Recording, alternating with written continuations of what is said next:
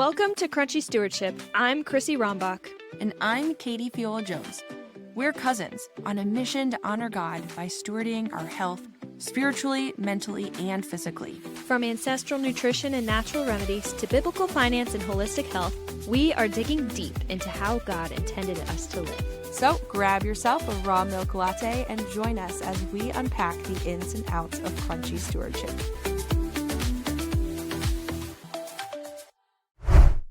Good morning, Crunchy Stewardship listeners. It is another early morning that Chrissy and I are recording. It is our second earliest podcast recording that we've ever done. And I don't know, this time around I'm more awake probably than last time. But for some reason, I feel like I'm foggier than I was last time. And maybe that's because Wes rolled over and smacked me this morning and was like, hey, you have to record a podcast, get up. And I was like, oh yeah, I forgot to set an alarm. We finally got blackout curtains for Malachi in his bedroom. And so he's been sleeping in a lot. And so right now it's 8:30 a.m. here in Michigan and he is still asleep. And so it's great, but he typically has been our alarm lately, waking up like at 7 o'clock or so. And since we got our blackout curtains, he isn't waking up as early because his room isn't flooded with sunshine in the morning. So it is kind of funny because he was my alarm, but now he's not because he's sleeping in later than I am typically, which is wonderful on a regular basis because most days I don't have to wake up to any kind of alarm, so I enjoy getting to sleep in as long as Malachi is sleeping in.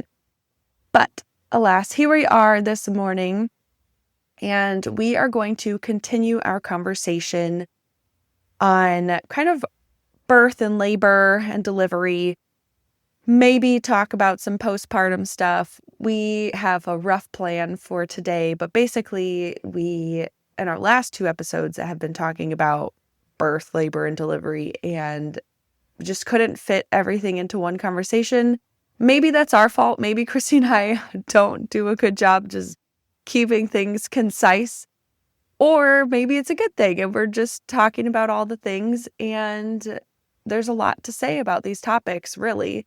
So we are going to continue our conversation. We're going to talk a bit about C-section birth versus vaginal delivery and kind of the benefits of both and maybe the downfalls to some. Delayed cord clamping we want to talk about. Also cord blood banking because that's kind of a newer thing that people are doing these days.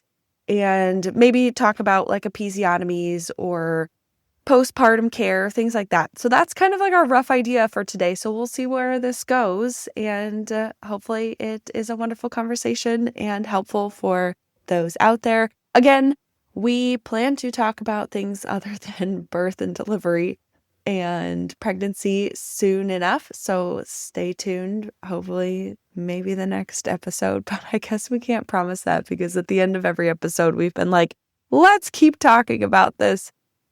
And hopefully you're having fun, because we're having fun.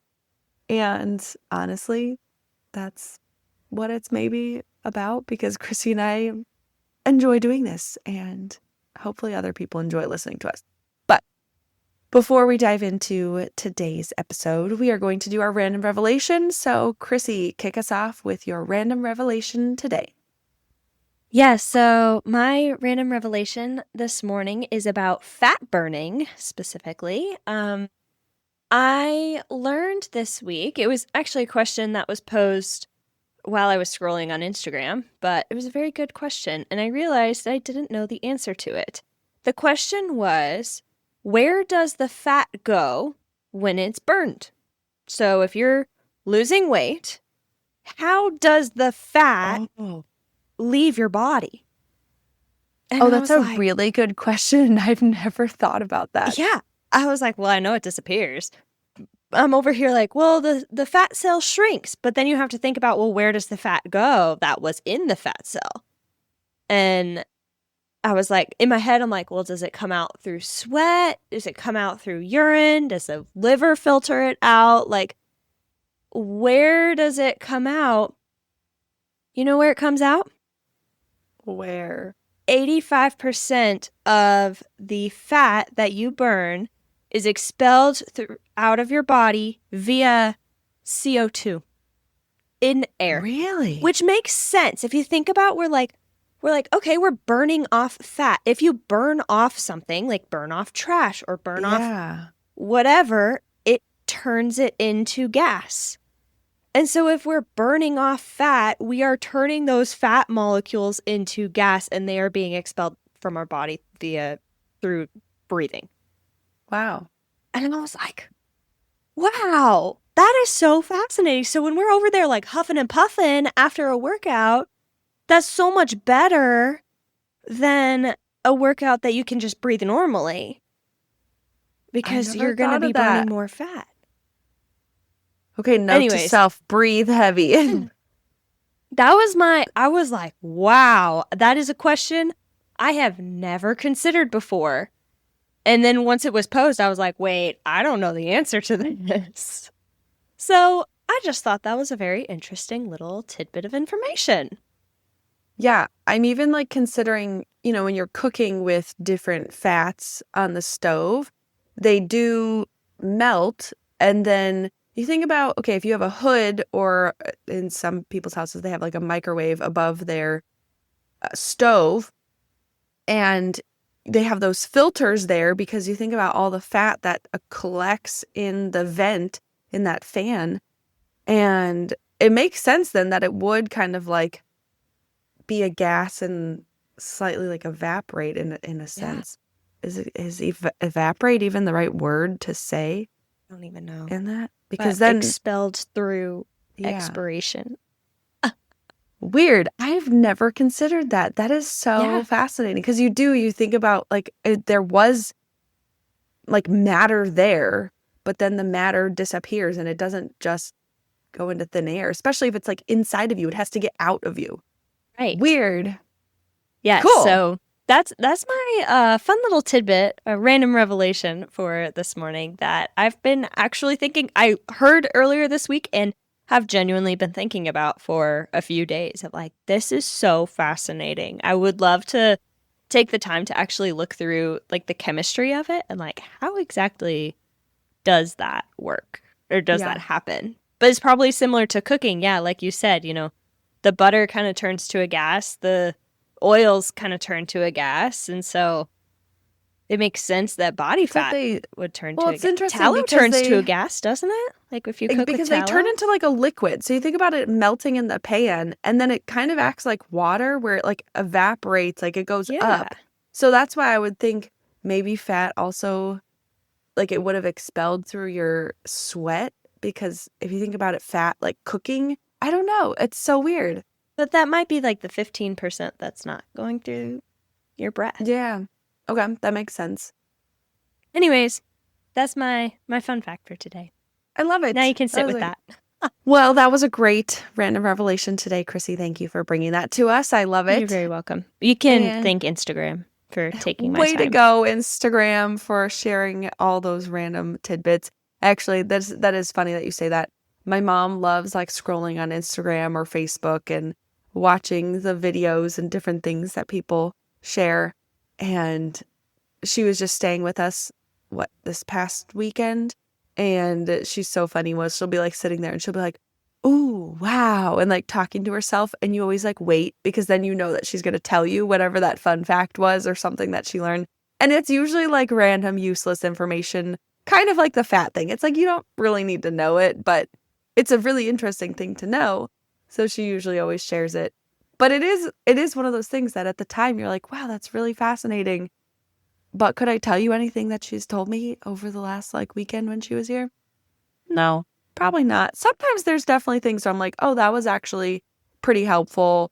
Or she sends me things about like kids a lot and just ideas for different things with toddlers. And actually, I do like to use painter's tape around the house to entertain Malachi. That is something that I'm pretty sure she sent me before, was some kids' ideas with like, taping painter's tape everywhere because painter's tape isn't really super sticky. It's really easy to get off. And for kids, it's easy to get off so they can be entertained by it. So after all of the renovation we did in our house, we had a lot of painter's tape. And so I do often use that to entertain Malachi in different ways. So I think that's a thing she sent me to do. So thanks, Mom. You also use alphabet sticky notes. Yes. That's great. You Yeah. go around the house and collect the alphabet and then put them all in order. That's fun. I like that. Yes. We actually should do that now. Malachi's actually starting to understand the alphabet. He actually can count to 10 now, which is cool. I don't know if that's like developmentally, if he's like ahead of the curve or he's 2 now, but he loves counting to 10 and he loves repeating the alphabet after us. So when we like sing the alphabet, I go like A and he goes A, and I go B, he goes B, and it's so cute. But we'd probably soon be at a point where he can start to put them together because he does sometimes. If I say A, sometimes he just says B and then I say C, but then he repeats C. So we're figuring it out. And he's learning. The connections are being made there. Yes. He does like to, once we get to W, he likes to do XYZ, right? WX. Is that? Yeah. I'm trying to do the alphabet. Is that where WXYZ? Yeah. Okay. I'm second guessing myself. It's early, okay, guys? It's early. It's really not that early, Katie. I know, it's actually not. I just feel like it's early. And my office where I'm at, it doesn't have windows, so it just feels like a dungeon down here sometimes. I don't mind it as much because I've been making it kind of cozy as I can. But that also makes me feel like it's nighttime and I'm tired or something and hasn't allowed me to wake up very much because I did not wake up and go outside like I like to do in the morning. I came down here to get ready for our podcast because, again, Wes woke me up and was like, you got to go record. I was like, oh, yeah. So no morning sunshine on my eyeballs. I just came right down to this blue light computer screen and my body's like, no. Anyway, let's get to our topic.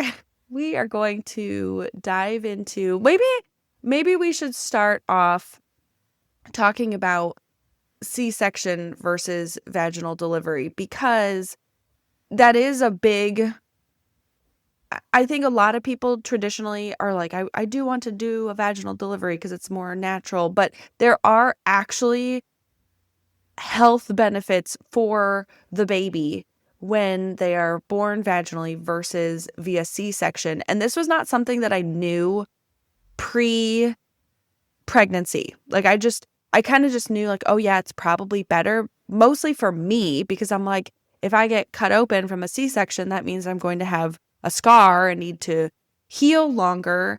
So I only saw it for the benefits, like from my perspective of the benefits versus the baby's benefits and what they receive via vaginal birth when they are born naturally versus if they're born via C-section. So maybe we could talk about those. Do you want to share anything or do you want me to kind of go into what I have on that?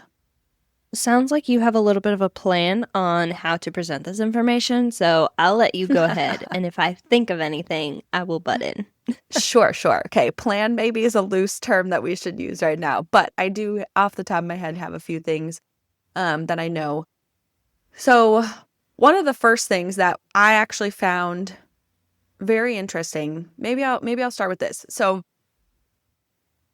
you think about the baby going through this tiny canal in the woman that it's coming out of.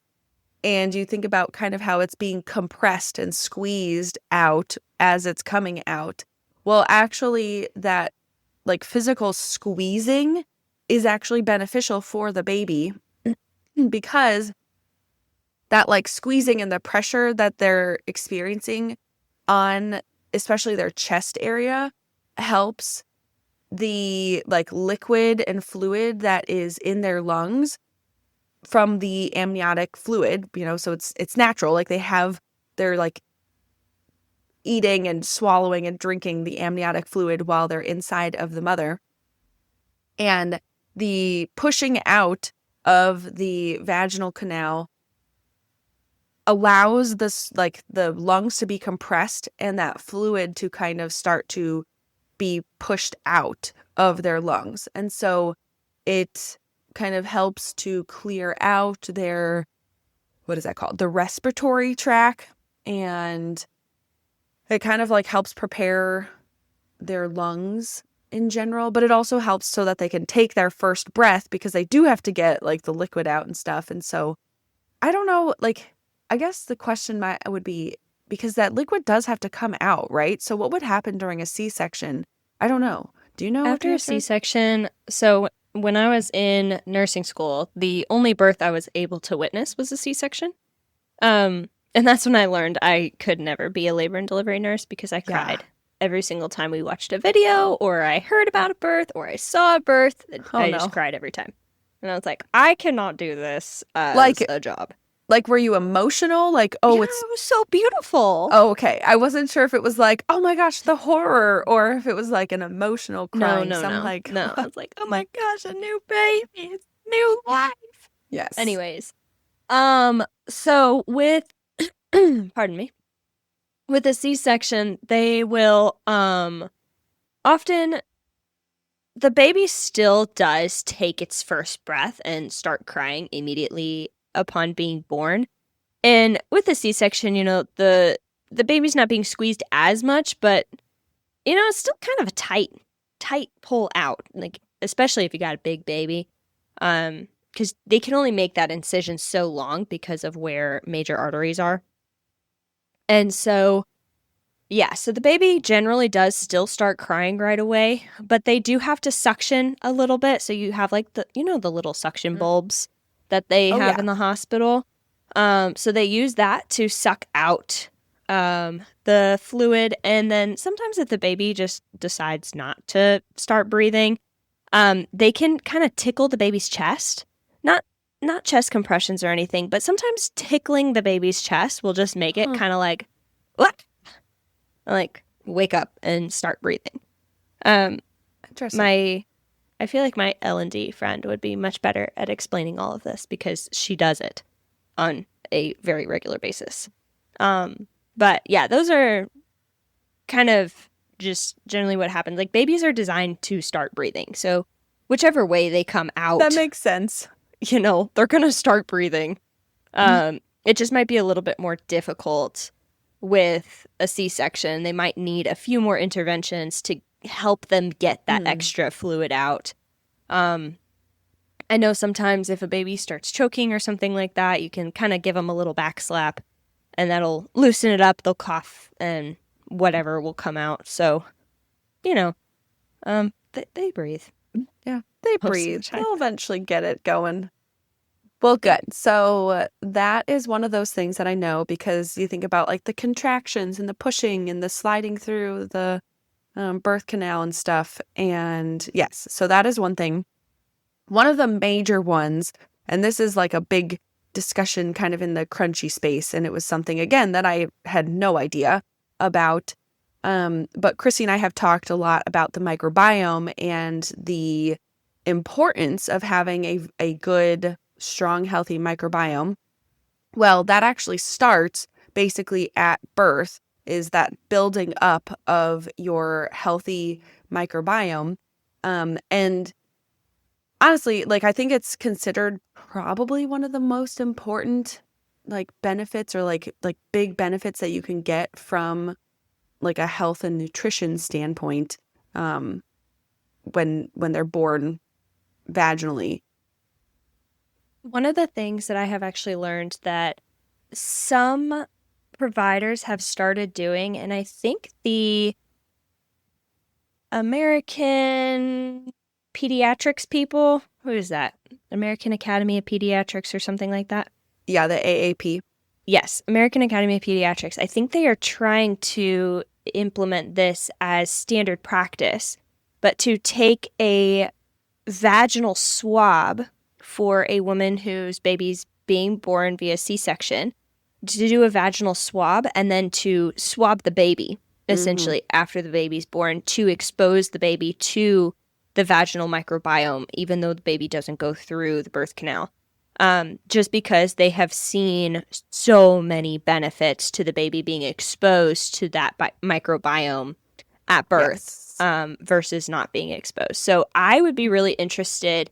I know some providers are doing it, but I think some providers just see it as a waste of time and annoying. And like probably see it as a little bit of an infection risk because they're like, I have an open incision, which I totally understand that perspective. But and also, if I remember correctly, with the C-section that I watched, they actually swabbed the vagina with iodine to sterilize it a little bit before doing the Oh, C-section. And so I just wonder, yeah, yeah, it's I a good wonder like question. the order of operations here. Obviously, there would be a very clear order of operations, but Yeah. I'm very hopeful that that will actually become standard practice in America because Hmm. there really isn't a group of people fighting against it. Like everyone pretty much is on the same page that exposing a newborn to the vaginal microbiome is very good for them. And so I'm hopeful that that will become standard practice and C-section babies will be able to be exposed to those little germies because they're so good for them.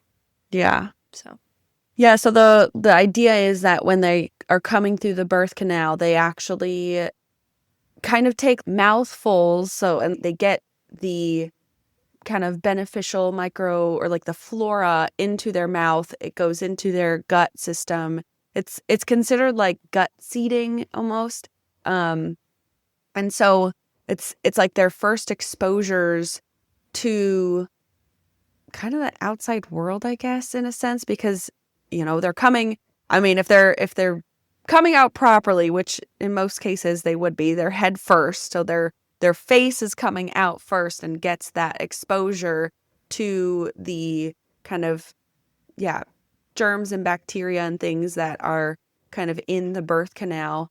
And it also, yeah, it helps to kind of start to train their immune systems and build up that microbiome inside of their gut. Um, it also like kind of helps to start train their systems to recognize like the good bacteria versus the bad stuff and the harmful stuff. And so, yeah, if you go out through like a cut through like the C-section, they can do the vaginal swabbing, but that is a good question as far as like the order of operations and like how far or like how soon after birth it should happen in order to be beneficial. Because you'd think that once they're in the air, then they're starting to breathe in everything else that's in the air, and there is germs and bacteria and everything in the air well, already. let's be real. OR air is about as sterile as air can get. So, That's true. But everybody else is breathing, right? So it's like there's stuff in the air. But you're right. It is as sterile as it probably could be. But then you think about it probably should happen pretty immediately after they're able to start breathing that you'd want it to happen. But I don't know. I mean, it'd be a good question to try to figure out if there's still benefits if it happens like an hour after delivery or what is that mark to when it's not beneficial anymore, right? So anyway, these are all good questions. If we have any labor and delivery nurses or providers listening to this podcast right now, tell leave us a us. comment. Let us know what's the practice at your hospital. How do you guys do vaginal swabs? Do you do vaginal swabs for C-section babies? Just Yeah. curious. Let us know. Or you could join us over in our Facebook group, Crunchy Christian Mamas on a Budget. Share the information there, and then we can start a conversation about it. It'll be great. Yeah. And so the next step of their microbiome training is through breast milk. Breast milk, actually, this is kind of an interesting fun fact that I learned again once I was pregnant and started learning about like, you start making your goals and plans as a mother of like, oh, am I going to breastfeed or am I not? Am I whatever? And one of the things that I learned about nursing, so mother's milk is like this perfect food for a baby, because you think about like a baby literally grows from like teeny tiny, usually like on average, like what, 7 pounds or so. And then they like start just growing huge so fast. I mean, babies grow so fast and you don't even realize it until you're like, they're in their newborn clothes. And then literally like a week later, they're in their 0 to 3 month clothes. But then they start growing out of that like within the next few weeks. And I was switching out clothes for Malachi so quickly that I'm like, I barely even got to enjoy this one really cute onesie. And yeah, just trying to make sure they wear all their clothes. But they grow so fast. But breast milk is really fascinating because it, first off, is perfect to sustain and to grow life. But when babies directly nurse on their mothers, so like when they're actually like being directly breastfed, their saliva goes into the glands on the breast and goes into her body, and her body then responds by producing specific types of milk for the baby so that their immune system starts to get stronger and stronger. So for example, if the baby has been exposed to like a little cold or something and they're sick, the like breast will like take in that information to and like get the germs into it and then give it the specific antibodies that it needs in order to then fight off that illness. So it's like this like beautiful designed mechanism to help the baby build their immune system and their microbiome stronger. And it is just so beautiful and so fascinating. And it's one of those things that was kind of a sad bummer for me that I wasn't able to directly nurse Malachi, because after he was in the hospital, he was on a feeding tube. And when he got off the feeding tube, he just never figured out how to latch again, which was fine. I still pumped. I was an exclusively pumping mom, and I did that for a little over 13 months. So it was a long time. And so if anybody has been a pumping mom, you understand that 13 months is a long time to pump.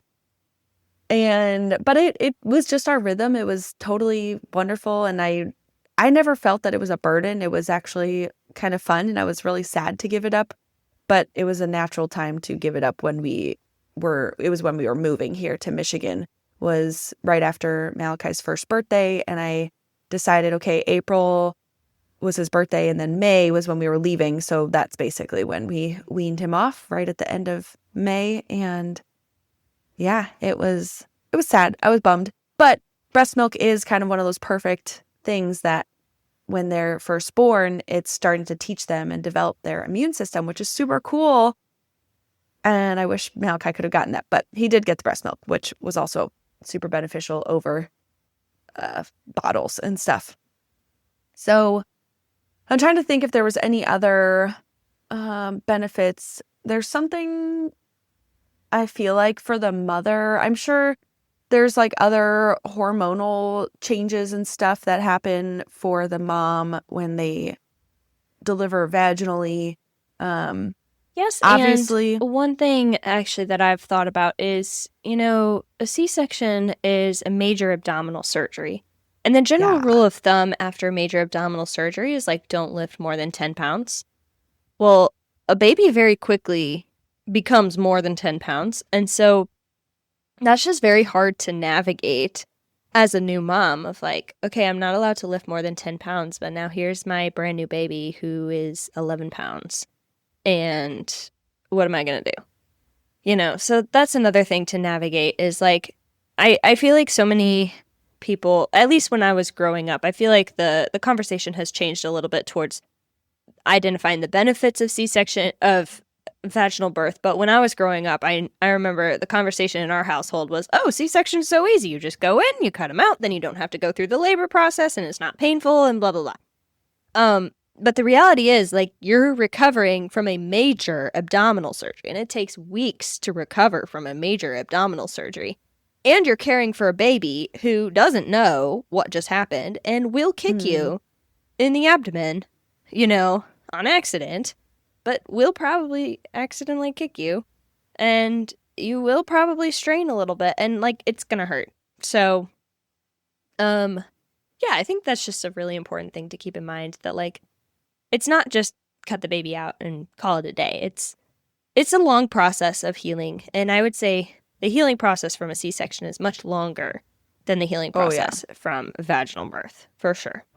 Well, so at our birth center, you basically, once the baby is born, I forget the timing, and I probably could flip through this book to figure it out, but it was something like you have only a couple hours before you have to leave the birth center, basically. And so it's like you give birth, and then they're like, see ya, have fun with your life now that you have this beautiful baby. Whereas, yeah, if you have a C-section, you're going to be in the hospital at least for a couple days recovering, and then you can go home. I don't know what the timeline is for that. I had a very weird situation where I basically was recovering from both at the same time because, yes, I did deliver vaginally, but then I had the hysterectomy right after, and it's basically the same thing as a C-section. They cut you open at the same spot that they'd pull a baby out because they're pulling the uterus out. And so, yeah, I had double whammy where I was healing for both, and I had an episiotomy from my vaginal delivery, which we wanted to kind of talk a little bit about that in a second. But I did also want to say, so one of the steps that they do when they're operating, if they're doing a C-section, they automatically put you on antibiotics. Is that correct, Chrissy? I'm pretty sure I knew like that was Yeah, I something. mean that is standard protocol for nearly every single surgery is a one Oh, dose I of didn't realize that. prophylactic antibiotics. Yeah. Ah, that makes sense. So, okay, so then you're also, yeah, getting the exposure to the antibiotics, which we've talked about in the past on some episodes. Again, I think it was when we talked about the microbiome. Oh, and actually, I think we talked about it a few episodes ago when we talked about just the interventions, medical interventions that kind of disrupt your body when trying to get pregnant. And antibiotics was one of those because they are so helpful in so many situations, especially like for me, when I was dealing with an infectious disease, I wanted and needed antibiotics to help kill off everything that was in me. But like I said, it kills off everything that's in you. So that includes the good stuff and the bad stuff. So when you're delivering via C-section, they routinely require that they put you on antibiotics in order to prevent any kind of infections because it is okay. That makes sense, Chrissy. That I guess I didn't realize that, but yeah, you're opening this giant hole in someone's body. Of course, you want to make sure that no bad bacteria is getting in there and creating a worse, like something like sepsis, like a blood disease. And so that makes sense. But that is also one of those things that people talk about, like, oh, the antibiotics can pass to the baby and also kind of disrupt their microbiome. And on top of that, they're kind of getting the double whammy of not going through the vaginal canal to then get that seeding that they would have via the vaginal delivery. So it is kind of a little double whammy. I don't know what the rate of like what the amount of exposure to the antibiotics is for the baby, but they probably do get some exposure even if it's minor. So, and you think their microbiome and their immune system at that point is so fragile. That was actually one of the things I was probably the most sad about after all of our stuff in the hospital was like just the plethora of antibiotics and medications that Malachi was put on. Because he also was on like morphine and all the hard stuff because he had to be sedated. And so his microbiome was like super wiped out. But it's why we have taken a lot of measures in order to build that back up for him. I do praise God that he was able to be born vaginally because he did get that seeding in the beginning, and I'm sure that probably helped him. He also was, what was it, a week and 1 day past his due date. So he was like fully cooked, strong baby, ready to go. And then, came into the world like that. Because if he were a preemie, it would have probably been a lot harder of a journey for him. And yeah, I don't like to have to think about that because I just praise God that it all went the way that it did and he is here and you would never be able to tell. I mean, he's got a little scar on his neck now, and people like often see it and think it's like a bug bite because it kind of bumps out the way that he like moves his neck, but it's just like a scar from where the um ECMO machine went in. Anyway, so with C-sections, there's obviously the exposure to antibiotics and anesthesia, that you think about just all the other like drugs or pharmaceuticals that you're probably exposed to, and like pain medications in general, like afterwards for the healing, because it's painful. I was on, actually, oh my gosh, I don't really talk about this, but I was on a lot of pain medications, especially because I was still undergoing certain like surgeries after my hysterectomy. I was on Dilaudid, Dilaudid, and oh my gosh, this is wild. I can commiserate with people who get or who have drug addictions after surgeries. I'm not coming here to say I have a drug addiction, but I think if I were in the hospital, even just like a handful of days more on Dilaudid, I probably could have developed some kind of a drug addiction because so first off, I had that pump for the epidural that I had going because, again, I was undergoing a handful of different surgeries. But I also still on top of that was given like pain medications during these like minor operations that they were doing. And Dilaudid was like the number one that they'd give me. And there was a point where I had like a pump of it and I could give myself a dose. And it was, I literally, this is a really weird thing. And I think I've only told Wes this. So me telling this on a podcast is kind of wild, but I have to share it because it is a very interesting part of the journey.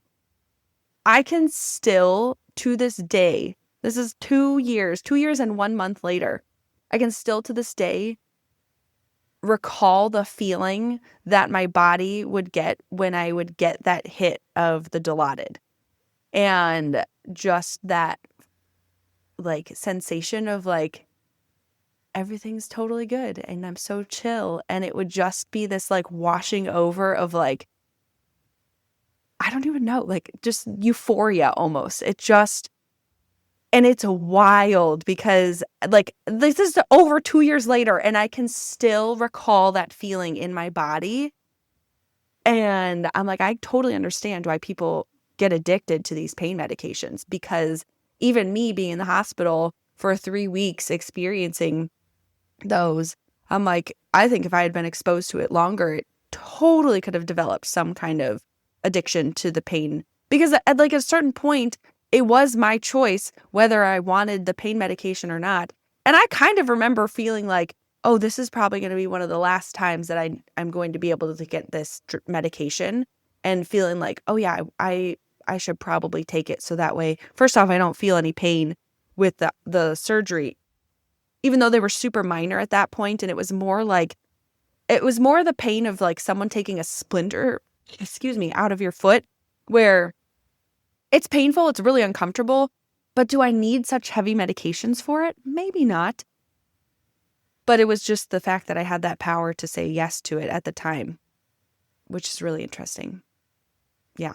Anyway, there's a lot of medications and drugs that you're exposed to when you go through a C-section or through a hysterectomy and have all sorts of other complications with it. So, yeah.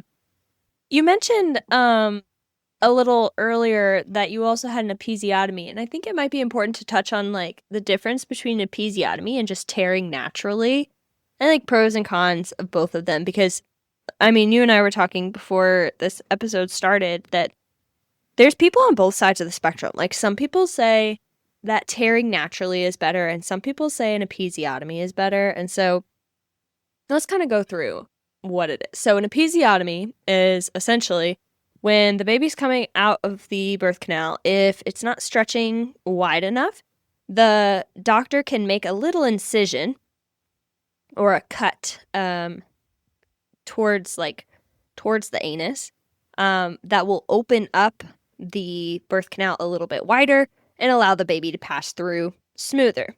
Now, one of the benefits that they say of having an episiotomy is that because it's a smooth cut, the doctor can easily go in and stitch it up, and you have less scar tissue overall.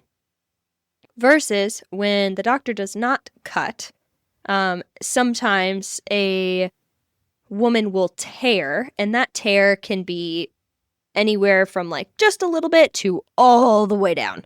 And a fun fact, actually, different, what's the word? Different nationalities have a tendency to tear more or less. I think if I remember correctly, in nursing school, we learned that Asian women are more likely to tear than black or white women, which I think is fascinating, but it kind of makes sense. I feel like Asians have very tight, beautiful, wrinkle-free skin, so that checks out. Just in general. Anyway, so with tearing, the body's going to rip naturally. Obviously, that will create more scar tissue and will be more difficult to stitch up afterwards. So one of the things that they say when a person tears is that you have a lower likelihood of actually damaging the musculature in the pelvic floor versus with an episiotomy, there is a higher likelihood of damaging the musculature in the pelvic floor, which can lead to a higher likelihood of having incontinence issues after birth and things like that. So there's pros and cons to both of them. Obviously, like scar tissue with the risk of more muscle damage or less scar tissue with the risk of more muscle damage or more scar tissue with the risk of less muscle damage. But ultimately, that risk of muscle damage is not a guarantee. It's like the scar tissue is kind of a guarantee part. The muscle damage is sometimes you get it, sometimes you don't. This is where, though, pelvic floor physical therapy comes into play afterwards and can be very, very helpful in mending that area, getting rid of the scar tissue, making it so that intimacy later on isn't painful, because that is one of the things that a lot of women experience after tearing or having an episiotomy is painful intimacy afterwards. And so pelvic floor physical therapy is very helpful for getting through all of those hurdles after an episiotomy or a tear. Yeah. So the two things I seriously didn't want to happen was a C-section. That was my number one. I was like, as best as I can, I'm going to try to have this baby vaginally so I don't have to have a C-section. And my second one, but it wasn't my top one, was an episiotomy. And I super didn't want one.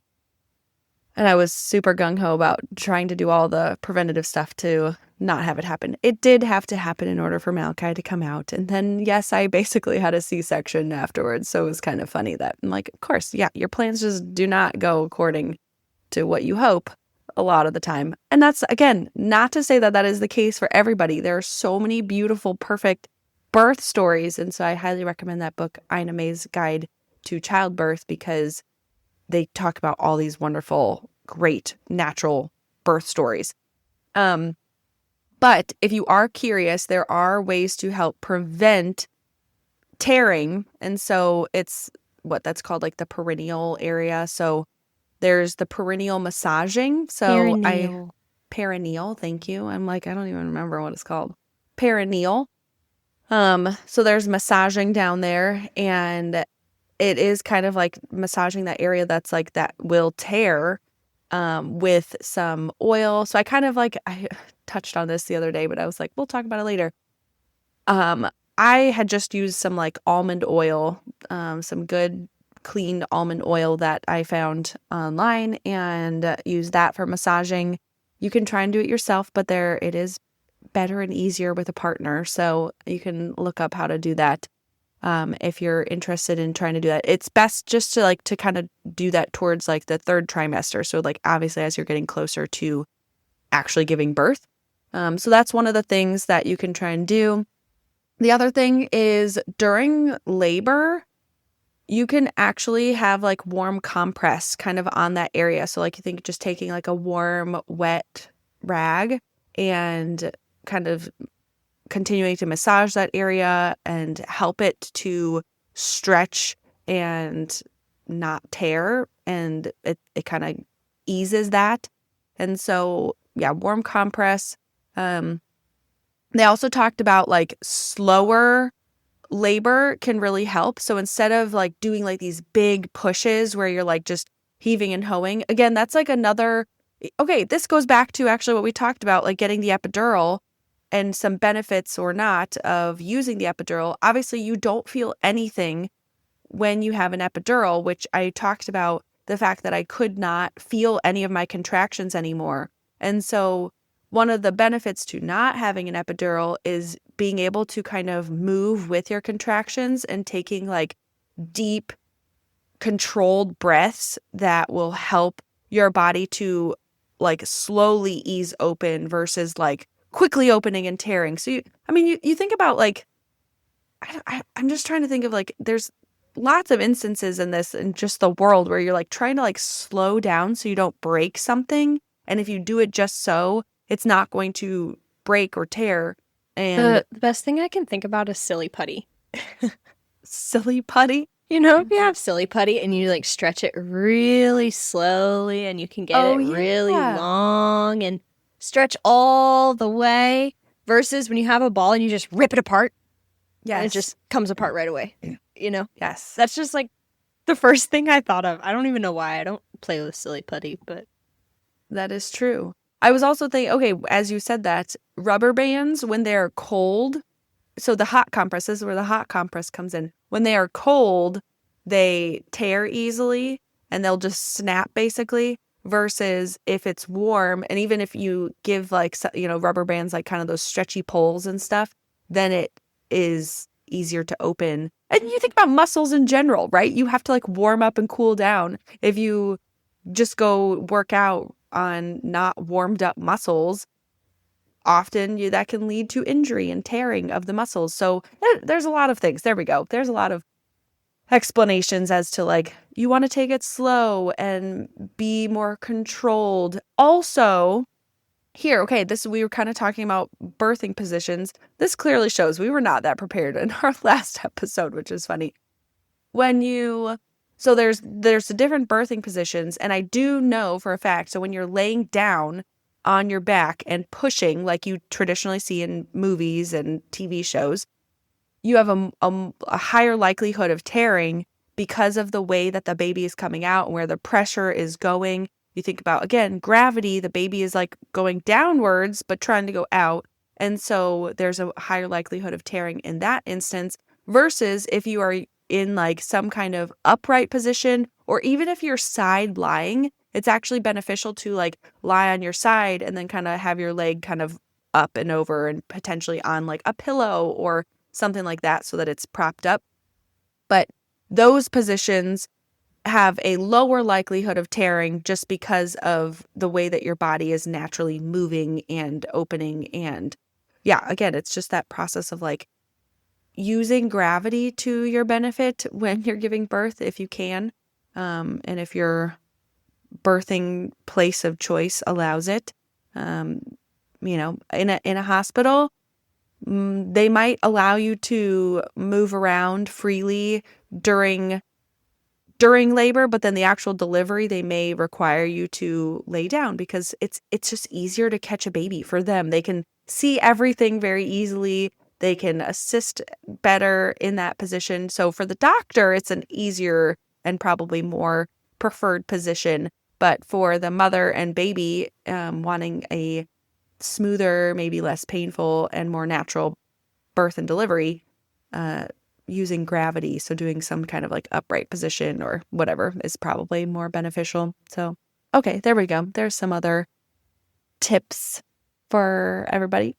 I love it. I love it. Now, I also wanted to touch on, we mentioned in the last episode that we are going to talk about delayed cord clamping versus cord blood banking. Now, there's big talk in the Crunchy world about the importance of delayed cord clamping. So in the umbilical cord, the umbilical cord itself has a bunch of stem cells in it. So stem cells, quick biology lesson, are the main foundational building blocks of the cells that we have in our bodies. They're not differentiated into any sort of specific kind of cell. It is the stem that creates baby cells that then become differentiated into an eyeball or an ear or a mouth or a finger or whatever, wherever they end up going. And so, there's a lot of talk in the crunchy world about the importance of delayed cord clamping. So, delayed cord clamping is after the baby's born, allowing the blood from the umbilical cord to continue to travel into the baby. A lot of times, the standard of practice in a hospital is baby's born, cord is cut, boom, and then baby gets cleaned off. But when that happens, the baby misses out on so many beneficial nutrients, I guess, stem cells. Misses out on so many beneficial things for development and for their immune system because all of that extra blood that was in the cord does not get to go to the baby. And so there's different levels of delayed cord clamping. There's like 1 minute, 3 minutes, 5 minutes, no more pulsing until the cord is white. Some people even wait until after the placenta is fully delivered to cut the cord. Personally, I don't know where I stand on it. I know for sure I'm like, let the cord be no longer pulsing and no longer pink. Like, I want the cord to be white and not pulsing because that means the baby has gotten everything. I don't know what the benefit of waiting until after the placenta is delivered other than just being able to focus as the mom on delivering the placenta then after delivering the baby, and then we'll deal with the cord later. So that is the big thing. Another thing that is newer in, well, I guess I don't know how new it is. It's just not super, super common just because it's so expensive, is cord blood banking. So because these umbilical cords have all of the stem cells in them, I don't know if many of our listeners have heard about stem cell research or using stem cells for cancer or healing and things like that. But these stem cells from the umbilical cord can be banked. And so that essentially means that they are harvested and then they're kept in a little refrigerator. And you pretty much pay like a monthly membership to care for these cells so that if baby gets sick or 10 years down the line, there's a huge accident, you need to regrow the ear for some reason or another, they can use these stem cells to essentially help with healing. And so there's benefits to both. Obviously, if you do the delayed cord clamping route, then the baby is getting all of those stem cells at birth. And so you're not going to have any stem cells left to be able to bank. If banking the stem cells, you would have to not delay the cord clamping as long. You could probably still delay a little bit, like 1 or 3 minutes or so, but you would still want to make sure that there's blood in the cord so that those cells can be harvested. And one thing about cord blood banking is like, it's really great if you have it, and you need it if kid gets cancer or something like that, and they want to use stem cells for healing. If it's not ended up being needed, it's just really expensive to maintain. I don't know exactly how much it is per month, but it is like a monthly membership to care for the cells, to keep them alive, to keep them incubated and properly tended to. And so it's a cost that... Did you get the answer of how much it costs? So I actually, in our birth center like handbook that we had, they just had a paragraph. It says, typically there is a large upfront collection and processing fee of about $1,000 to $2,000, and then a continuing storage expense fee of about $100 per year, which may vary significantly between different companies. Yeah, so it maybe $100 per year doesn't sound like tons, but again, yeah, if you use it, if you never use it, like if you just keep the stem cells and then never use them, it's kind of like, well, that money could have been going to my kid's college fund or something, you know? Right. And also, one of the things that I've seen is like, hey, my kid really needs stem cells and my sister's having a baby. So my sister's going to bank the cord blood for a month. And then I'm going to use the stem cells for treatment for this ailment that is going on in my life. And so stem cells don't have to be used by the person that they are housed from, I guess, or harvested from. But they are a really great scientific discovery, I guess.